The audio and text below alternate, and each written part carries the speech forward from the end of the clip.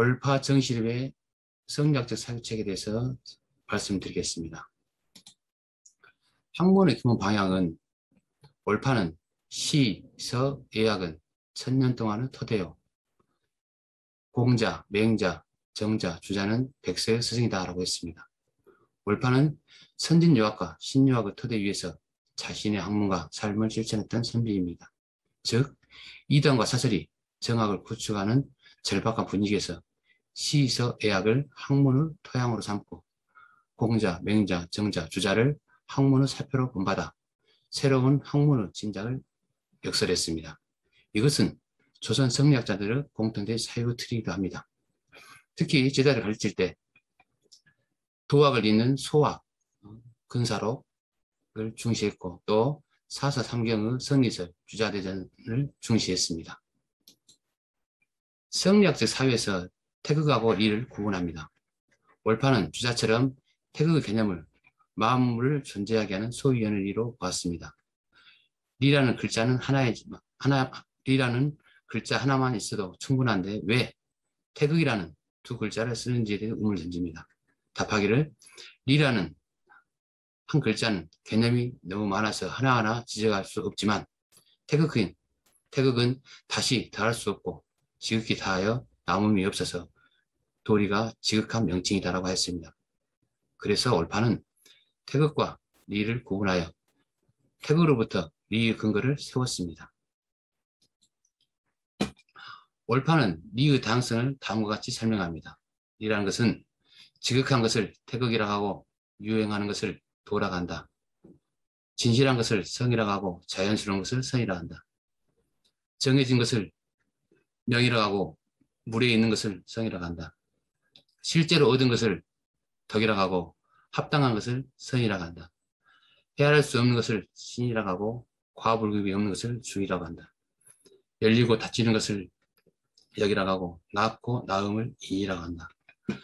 유교 경전의 주요 개념들인 태극, 도, 성, 선, 명, 성, 덕, 신, 중, 역, 인을 통해 가지고 리의 개념을 더욱 밝혔습니다. 월파가 이해하는 이와 기는 무엇인가? 월파는 리는 모든 사물이 그렇게 존재하지 않을 수 없는 묘이다. 크고 많다고 해서 남음이 있는 것도 아니고 작고 적다고 해서 부족함이 있는 것도 아니다. 길을 떠나 허공에 매달려 홀로 있는 것도 아니다. 음양오행, 만사만물 가운데 있으면서 음양오행, 만사만물의 주체자가 된다. 리는 작용함이 없고 기는 작용함이 있다. 따라서 모든 사물을 발현은 기가 아니면 발현할 수 없고 리가 아니면 발현될 곳이 없다. 그렇다면 리는 기 속에 있고 기는 리 밖에 있지 않다. 사물이 이처럼 존재하는 것은 기이고 사물이 이처럼 존재하는 까닭은 리이다 라고 합니다. 월파는 대부분 성리학자들처럼 우주 자연을 리와 기로 설명하였습니다. 리는 구체적인 형체를 벗어나 인식 불가능하기 때문에 묘라고 했습니다. 반면에 기는 구체적인 형체가 있어 인식 가능한 것입니다. 리는 형이 상의 존재이므로 작용하는 힘을 지닐 수 있고 기는 형이 하의 존재이므로 작용하는 힘이 있다는 것입니다. 모든 사물은 기라는 에너지가 작용하지 않으면 발현할 수 없고 또 리라는 이치가 존재 방식을 보여하지 않으면 발현될 것이 없다는 것입니다. 그래서 월파는 리를 두 가지 측면에서 이해합니다. 첫 번째, 본원의 측면이 있고요. 두 번째, 유행의 측면이 있습니다.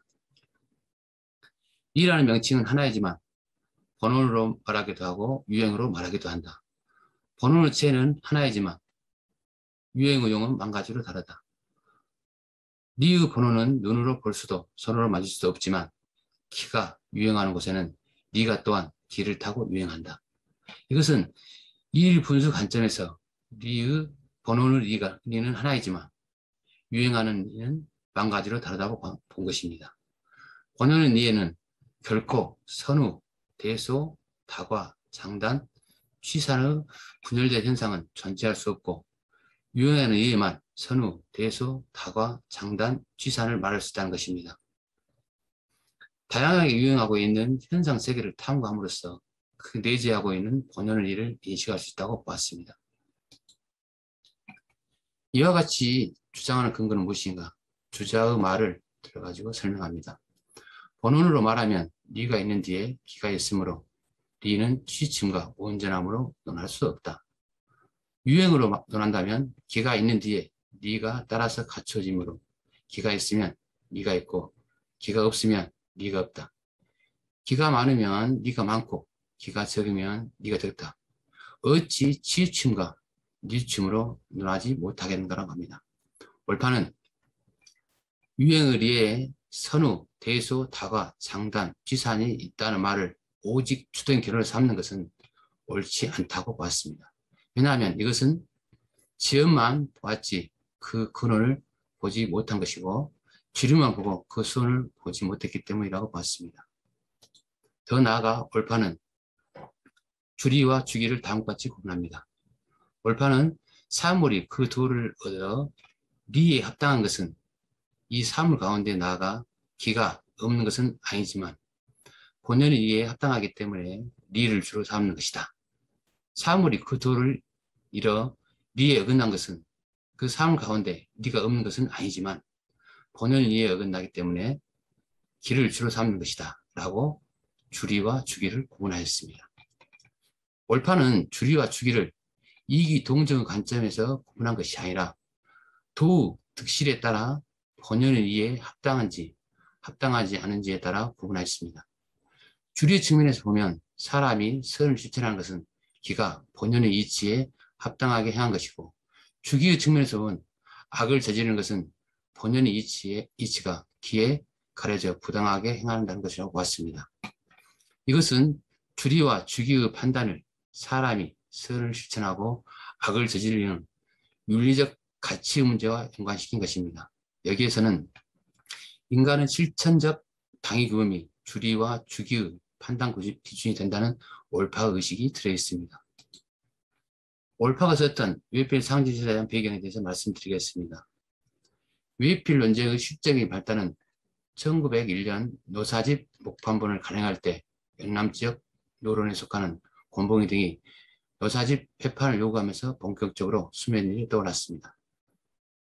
곤봉이는 웨필 약분을 지어 율곡의설에 유입된다고 주장했습니다. 그래서 곤봉이는 손병선과 전우에게 노사집 간행을 막아달라고 편지를 보냈습니다. 이것은 경상도에서 전라도로 충청도로 확산되는 논쟁이 확산되는 계기가 됩니다. 노사합파 또한 송병선에게 편지를 보냅니다. 하지만 송병선은 노론, 경남지역 노론에 대해 손을 들어줍니다. 간제 전우가 남랑사의 웨필을 반박하자 정재규, 정의림이 반박하는 글을 작성하여 논쟁은 더욱 확대됩니다. 올파는 이러한 논쟁의 맥락 흐름 속에서 웨필 상지설을 저술하여 자신의 입증을 명확히 하였습니다. 웨필 상지설이란 논쟁이 아니라 질문하고 답하는 형식입니다. 손님 객이 질문하고 올파가 대답하는 형식입니다. 1270여 자로 12개의 문답으로 이루어졌습니다. 그 주 내용은 주리와 주기, 기자와 비유자식을 바탕으로 서로 문답합니다. 이것은 웨필 논쟁의 핵심입니다. 올파는 율곡과 노사의 사회 방식을 옹호하면서도 노사의 주리설이 율곡의 이론을 확장한 것으로 인식하였습니다. 올파의 율곡에 대한 이해는 어땠을까요? 올파는 율곡은 주리론자라고 단언합니다. 율곡이 주기론자라는 주장을 일축하고 주리론자라고 보았습니다. 율곡을 주기론자라고 주장하는 대부분 사람들은 리, 무의, 기발 이승일도라는 이론적 근거에 바탕을 두고 있습니다. 그래서 올파는 기가 움직이는 것은 리가 주재한 것이고 리가 아니면 기가 근거할 것이 없으며 발동한 것은 기이고 발동하게 하는 것은 리라고 하였습니다. 그렇다면 율곡이 주리론자라면 웨필을 지는 이유는 무엇인가? 올파는 다음과 같이 설명합니다. 세상 사람들이 기자의 비유사질이라는 말을 잘못 보고서 마침내 죽으려는 자라고 말하기 때문에 외피를 저술하여 노사가 외피를 저술하여 후학들이 잘못 보는 폐단을 구제하려고 했다라고 주장합니다. 외필은 율곡을 죽이려는 자로 보는 태계학파의 어떤 주장에 맞서기 위해서 율곡학파가 반박하는 측면에서 탄생한 것입니다. 그렇다면 논쟁의 고리가 되는 기자의 비유사지라는 한 구절을 글자 그대로 보면 주리와 상반된 점이 있는데 어떻게 이해해야 합니까? 월파는 이렇게 말합니다. 리기의 관계에서 볼 때 유형의 측면에서 특별히 기를 먼저 말하고 리를 나중에 말했기 때문이라고 봤습니다. 즉 기자의 비유사지는 율곡이 유형의 측면만을 설명한 것이고 실주장이 그런 측면에서 보면 주제하는 이유가 있다는 것입니다. 그래서 올파는 율곡이 말한 기는 리는 기의 주제자이다. 리가 아니면 기가 근거할 것이 없다. 발동하는 것은 기이며 발동하게 하는 것은 리이다. 무형, 무의하면서 유형, 유의를 주제하는 것은 리이다 등을 근거로 주리를 주장합니다. 그렇다면 율곡이 리란 하는 것도 없고 할 수 있는 것도 없다고 하면서 태극이 그 기틀을 주관한다라고 말했는데 서로 다른 측면이 있다는 질문에 대해서 다음과 같이 말합니다. 월파는 율곡의 말이 앞뒤가 맞지 않다는 것을 인정하면서도 주자의 말도 앞뒤가 다른 것이 있어 잘못된 것을 고치거나 후연히 보충한 것이 있다고 주장하면서 노사를 옹호합니다. 그러면서 세 가지 입장에서 의문을 갖습니다. 첫 번째, 이 부분을 수정할 것인가? 두 번째, 우기에게 보내는 편지를 갑자기 쓰다가 그러한 것인가? 세 번째, 주리를 주장하는 사람들 가운데 기가 리와 상관없다고 보는 견해를 구제하기 위해서인가? 라고 세 가지 의문을 던집니다. 올파는 어떤 최종적인 주장은 이것입니다.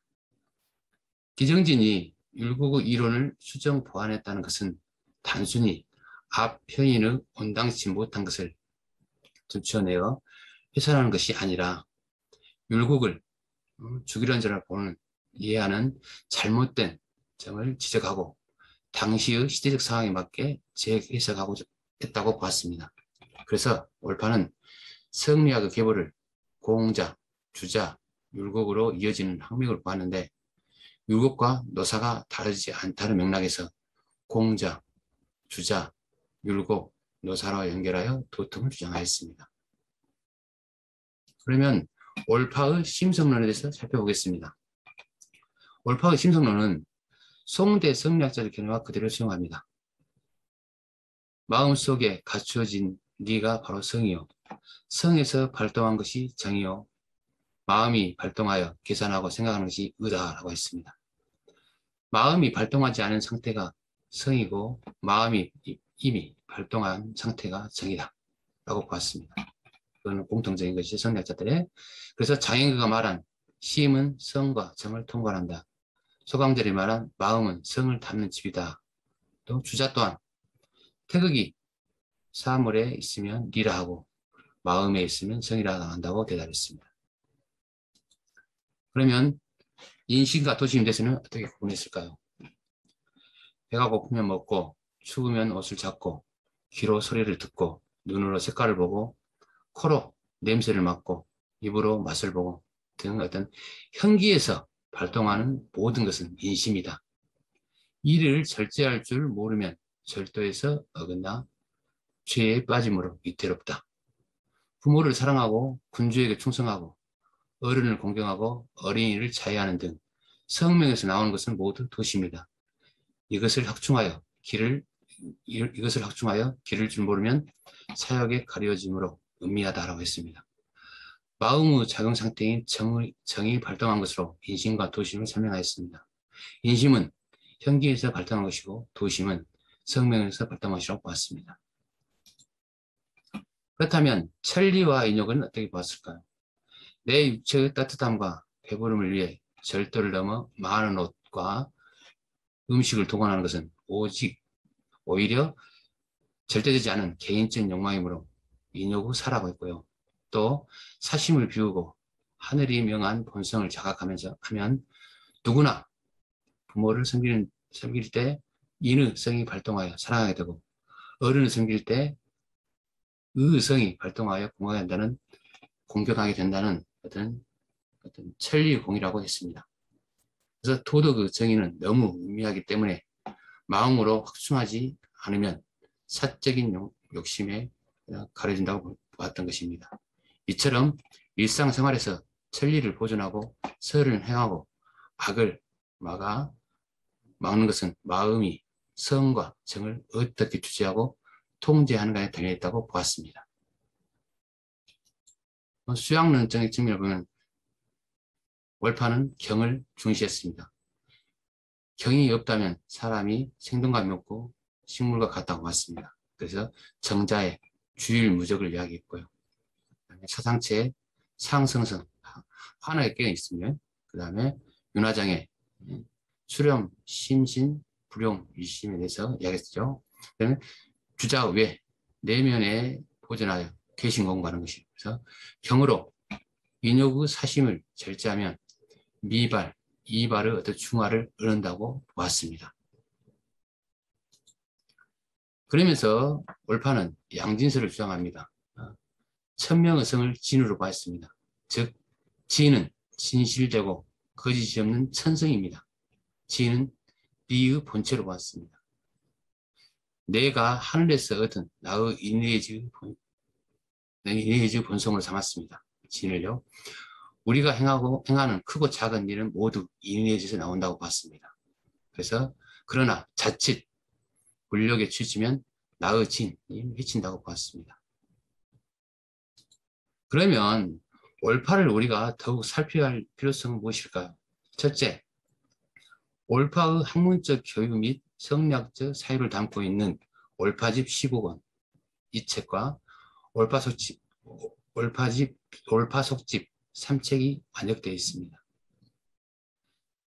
둘째는 보성 지역에서 성리학을 보급하고 노사학파의 유연을 확장하는 데 중추적인 역할을 했을 뿐만 아니라 강습제를 중심으로 많은 무인들이 배출됐다는 것입니다.